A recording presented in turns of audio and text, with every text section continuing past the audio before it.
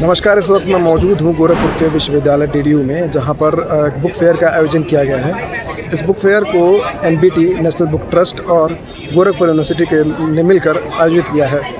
यह book fair 1 नवंबर से लेकर 9 नवंबर तक चलेगा और अगर आपको यहाँ पे आना है तो उसके लिए समय ये है 11 बजे सुबह से लेकर शाम 8 बजे तक आप यहाँ पे आ सकते हैं, बुक खरीद सकते हैं। बात करें बुक फेयर की तो कुल मिला के 200 से ज़्यादा स्टॉल्स हैं। यहाँ पे आपको हर जॉनर की किताबें मिल जाएंगी। रही बात ऐसे बुक फेयर्स का और ऐसे उत्तर प्रदेश में होना एक बड़ी बात है, क्योंकि जहाँ तक शिक्षा की बात है तो प्रदेश सरकार पर स्कूलों को बंद करने, प्राइमरी स्कूल्स को बंद करने, उनको मर्जर के नाम पे दोबारा से ना खोलने को लेकर और शिक्षा पे कहीं न कहीं दबाव को लेकर आरोप लगते रहे हैं। ऐसे में बुक फेयर का आयोजन एक सकारात्मक पहल है। और रही बात यहाँ पे स्टूडेंट्स की, तो लगातार जो छात्र हैं, युवा हैं, बुक्स स्टॉल्स पे आ रहे हैं, बुक्स खरीद रहे हैं, वो अच्छी बात है। हम बात करेंगे यहाँ पे आए छात्रों से और यहाँ पे जो मौजूद बुक स्टॉल्स वाले हैं उनसे, जानेंगे कि उनका एक्सपीरियंस गोरखपुर में कैसा है।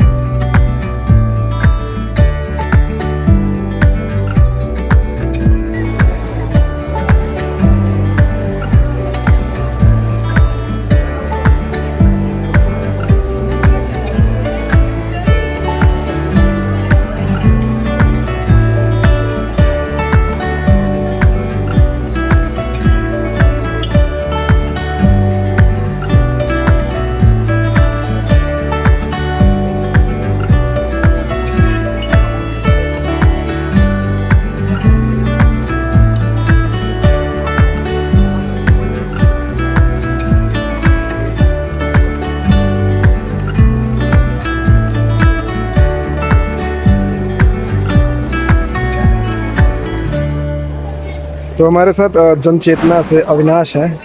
भगत सिंह की एक पूरी जीवनी आई है, एक पुस्तक है जिसमें उनके साथियों की कहानी और उनकी पूरी कहानी जो अब तक हम छोटे छोटे हिस्सों में पढ़ते आए हैं, अब एक किताब में मिलेगा।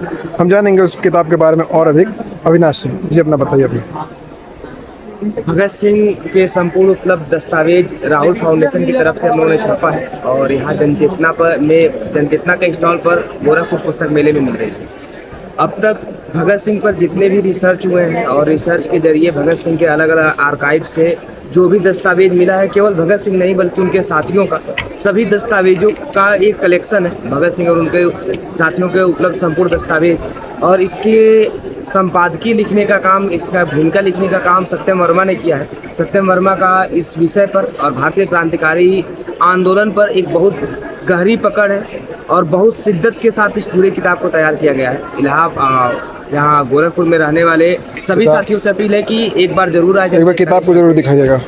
ये भगत सिंह और उनके साथियों के उपलब्ध अब तक के उपलब्ध संपूर्ण दस्तावेज हैं और इसके अलावा राहुल फाउंडेशन की तरफ से ही बेहद सस्ते दाम पर, मतलब केवल no cost no profit no loss के पर हम लोगों ने जेल नोटबुक विचारों की शान पर इन तमाम पुस्तकों को निकाला है। चूँकि यह अब बात भगत सिंह की हो रही है और आज का जो समाज है, कहीं ना कहीं यूथ भगत सिंह से काफ़ी इंस्पायर होता है, लेकिन उनके आइडियाज़ के बारे में अभी बहुत सारे लोग नहीं जानते हैं, उसके बारे में क्या कहेंगे आप? हाँ, मतलब ये बात तो आपकी एकदम सही है कि आम तौर पर लोग भगत सिंह को इसी रूप में देखते हैं कि भगत सिंह बम पिस्तौल की बात करने वाले क्रांतिकारी नौजवान थे जो देश के लिए कुर्बान हो गए। लेकिन 23 साल 5 महीने और 26 दिन की एक बेहद छोटी सी उम्र, इस छोटी सी उम्र में सैकड़ों लेख भगत सिंह ने लिखा और अपने समय में उठने वाले तमाम सामाजिक, राजनीतिक, आर्थिक, वैचारिक हर सवालों पर लिख रहे थे, बोल रहे थे, लड़ रहे थे। उन चीज़ों को एकदम हमारे बीच से गायब किया गया। आज जिस तरीके से पूरे देश को सांप्रदायिकता की आग में झोंका जा रहा है,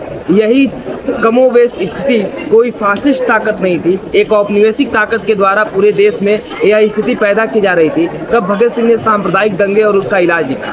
उसमें उन्होंने पत्रकारिता पर भी चोट की थी और साथ ही साथ उन्होंने उस समय के नेताओं मंत्रियों के बारे में लिखा। पत्रकारिता पर भगत सिंह ने लिखा कि पत्रकारिता का पेशा बहुत ही उन्नत पेशा है, लेकिन पत्रकार आज के समय में अपने जनता को ज्ञान विज्ञान से लैस करने की जगह पर सांप्रदायिक दंगों में झोंकने का काम कर रहे हैं। नेताओं मंत्रियों के बारे में भी यही बात भगत सिंह ने लिखा। तो आज भगत सिंह के विचार पहले से कहीं ज़्यादा प्रासंगिक है और हमारा मानना है कि हर युवा जो अपना आदर्श भगत सिंह को मानता है वह केवल भगत सिंह की मूंछें, बंदूक इस पर न जाए, बल्कि भगत सिंह के विचारों, उनके सपनों को जाने और उस सपनों को साकार करने के लिए आगे आए। आपसे बात करना धन्यवाद। इस समय हम मौजूद हैं राष्ट्रीय उर्दू भाषा विकास परिषद के स्टॉल पे और हमारे साथ शख्स मौजूद हैं जो इस स्टॉल पे हैं। ऐसे समय में जब उर्दू या फिर हिंदी भाषा या मराठी भाषा को लेकर बहुत सारी विवाद देश देख रहा है, सुन रहा है, ऐसे में यूथ कंफ्यूज है, शायरियाँ सुनता है, अच्छे अच्छे शायर्स की, जॉन एलिया सुनता है, लेकिन उर्दू सीखने की जब बात आती है तो ऐसी तमाम किताबें हैं जो मार्केट में अवेलेबल हैं, लेकिन वो उसके पहुंच से बाहर है। ऐसी कौन सी किताब है जिससे शुरुआत की जा सकती है उर्दू को सीखने की और बोलने की, हम जानेंगे। जी, अपना नाम बताइएगा। सर, मेरा नाम मोहम्मद ताहिर सिद्दीकी। जी, मैं national council for promotion of Urdu language की तरफ से इस स्टॉल पे मौजूद हूँ, जो कि बिल्कुल बिगिनर्स जो हैं, जो उर्दू जानना चाहते हैं, सीखना चाहते हैं, बोलना चाहते हैं, उसके लिए हमारे पास एक तो उसका ज़ख़ीरा है, मौजूद है। उसके साथ साथ जो बच्चे हैं, जैसे क्या नाम है, स्टोरी बुक्स चाहते हैं, नावल्स चाहते हैं, या लिटरेचर से रिलेटेड कोई बुक्स चाहते हैं, या डिक्शनरी चाहते हैं, तो उस तरह की भी किताबें हमारे स्टॉल पे मौजूद हैं। सर, एक तो ये हमारे पास है इंट्रोडक्टरी उर्दू है। इंट्रोडक्टरी उर्दू ये 2 वॉल्यूम्स में है, जिसमें बिगनर से लेके अपर लेवल तक पूरा अच्छे से इजली इसको समझ सकते हैं। अल्फ़ाबेटिकली स्टार्ट, जैसे अलिफ बा ता सा, इसी तरह से जैसे काका गागा वैसे होता है। इसके साथ साथ हमारे पास उर्दू उच्चारण पाठ्यक्रम एक बुक्स है, वो विद CD के साथ दी गई है। मतलब इसके ज़रिए हम क्या कर सकते हैं कि अपने लैपटॉप में CD को डाल करके ईजिली चीज़ों को समझ, प्रोनाउंसिएशन कैसे होता है वर्ड्स का, वो सारी चीज़ें समझ सकते हैं। तरीके से जैसे रेखता वगैरह पे मौजूद है, उसी तरह से हमारी वेबसाइट पे national council for promotion Urdu language की पोर्टल पे जाओगे तो वहाँ पर हमारे पास यूट्यूब के ज़रिए और अलग अलग ऐप हैं, उस ऐप के ज़रिए डिक्शनरी जो बेसिक वर्ड्स होते हैं, जैसे तलफ़्फ़ुज़, हमारी एक किताब है, यानी बिगनर्स चाहता है कि उसको हिंदी में सुनता उर्दू में क्या होगा मीनिंग, तो उसमें भी अच्छे से समझाया गया है। तो बहुत अच्छे तरीके से मैनेज किया गया कि उर्दू कैसे बिगनर्स के तक पहुँचाया जा सके। जी, हमसे बात करने के लिए शुक्रिया। सबसे पहले अपना नाम बताइए। मेरा नाम स्नेहा है। जी, तो बुक फेयर में कब आए आप? मैं आई हूँ 12 बजे का। विजिट कर लिया आपने? हाँ, मैंने देख लिया। तो इस बार जो आयोजन हो रहा है बुक फेयर का 2025 का, उसमें ख़ास क्या है और कैसा आपका अपना पर्सनल एक्सपीरियंस कैसा रहा अभी तक? मैं यहाँ फर्स्ट टाइम आई हूँ, तो मुझे यहाँ का एक्सपीरियंस बहुत सही लगा, क्योंकि बहुत सारे बुकें वो हैं जो मुझे बाहर नहीं मिलते हैं। यहाँ पे कम प्राइस में मिल रहा है, डिस्काउंट मिल रहा है अच्छा खासा। मुझे मुंशी प्रेमचंद की कुछ कहानियाँ चाहिए थी और इसमें बहुत सारी वेराइटीज़ हैं, तो मैं थोड़ी कंफ्यूज हो गई कौन सी लूँ कौन सी ना लूँ। तो फिर मैंने बहुत सारी किताबें देखी हैं जो बहुत सारी अच्छी हैं, और बाहर जाओ तो बहुत महंगी मिलती हैं, पर यहाँ बहुत अच्छा है। मुझे लगता है कि ऐसे तो देखा जाए फ़ोन से हम लोग बहुत सारी नॉलेज ले सकते हैं, पर उसमें डिस्ट्रैक्शन बहुत है। इंसान अभी 5 मिनट पढ़ा नहीं, थोड़ा सा रील स्क्रॉल कर लेता है। पर बुक ऐसी है ना, अगर आप कोई इंटरेस्टिंग बुक पढ़ रहा है, कहानी पढ़ रहा है, तो जब तक वो ख़त्म नहीं हो जाएगी ना, तब तक आपके अंदर वो एक्साइटमेंट रहेगा कि मैं पूरा पढ़ लूँ। तो वो जो बुक की नॉलेज रहती है वो ज़्यादा अच्छी होती है, वो आप बहुत डीपली सोच के पढ़ते हैं। अभी जो दुनिया है व्हाट्सएप की दुनिया है, सारे ज्ञान व्हाट्सएप से आ रहा है, वो फेक हो चाहे रियल हो वो मैटर नहीं करता। किताबों से कितना जुड़ना जरूरी है और किताबों से ये कितना जुड़े हैं हम जानेंगे इनकी बात करके। सबसे पहले अपना नाम बताइए। दिव्यांश। तो बुक फेयर में आए हैं आप, कैसा लग रहा है? सबसे पहले इस आयोजन के बारे में कुछ बताइए। बढ़िया लग रहा है। इससे पहले मेरा टाइम फोन पे ज्यादा वेस्ट हो रहा था क्योंकि मैं दिन भर रील्स देख रहा था। जैसे 2-4 दिन से 3 दिन हो गए महोत्सव को चले, मैंने कुछ किताबें खरीदी और मैं किताबों से जब पढ़ना शुरू किया तो मेरा स्क्रीन टाइम 12 घंटे से ऊपर का था।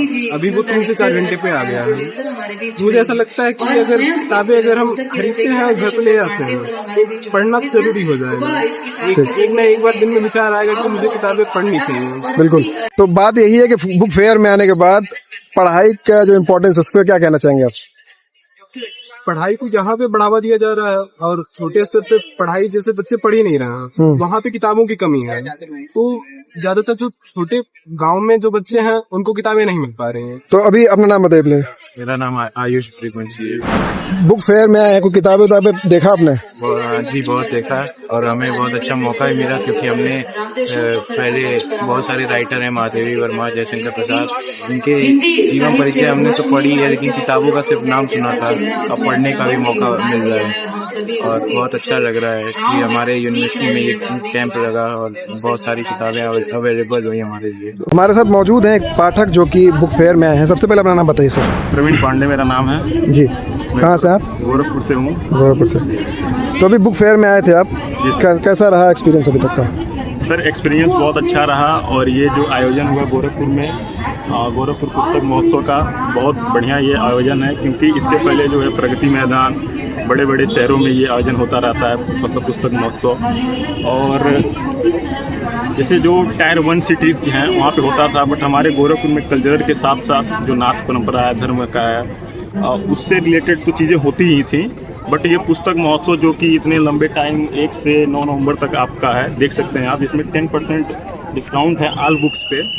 और ये सर बहुत अच्छा है क्योंकि इससे क्या होता है कि पुस्तक का महत्व लोगों के बीच में समझ में आ रहा है, बच्चों के बीच में समझ में आ रहा है। बात करते हैं जैसे कि पुस्तकों से जुड़ाव कितना ज़रूरी है आज के समय में? सर देखिए जुड़ाव बहुत ज़रूरी है क्योंकि हम जब एंड्रॉयड इंटरनेट के ज़माने में हैं, ठीक है, हम सबके पास फ़ोन है और हमारा फ़ोन में वक्त काफ़ी घंटे चले जा रहे हैं। हम रील्स वगैरह स्क्रॉल कर रहे हैं, सोशल मीडिया का यूज कर रहे हैं। हम क्या है सर कि ऑफलाइन चीज़ें बुक वगैरह पढ़ना हम लोग बहुत कम कर दिए हैं। तो हम ये चाहेंगे कि जो भी विद्यार्थी हैं, जो भी स्टूडेंट हैं, वो मतलब फ़ोन सीमित यूज करके और अपना टाइम मतलब बुक पे दें और बुक से थोड़ा मतलब पढ़ाई लिखाई जो भी करें। ऑनलाइन चीज़ें तो ठीक हैं, ऑनलाइन आप पढ़ रहे हैं, आपको ऑनलाइन सोर्स मिल रहा है, इंटरनेट है, सब कुछ है, बट ये जो बुक की हमारी परंपरा है, पुस्तक वगैरह, आप इसको लेकर के चलिए।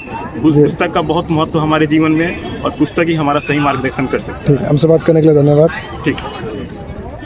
तो हमने यहाँ पे बात किया, जो छात्र आए थे, कुछ स्टॉल वालों से भी बात किया। उन्होंने बताया कि कुल मिलाकर अभी तक का रिस्पांस पॉजिटिव है, सकारात्मक है। लोग जो छात्र हैं वो स्टॉल्स पे आ रहे हैं, बुक्स खरीद रहे हैं। छात्र हैं उनको दोबारा से किताबों से जुड़ने का मौका मिलता है।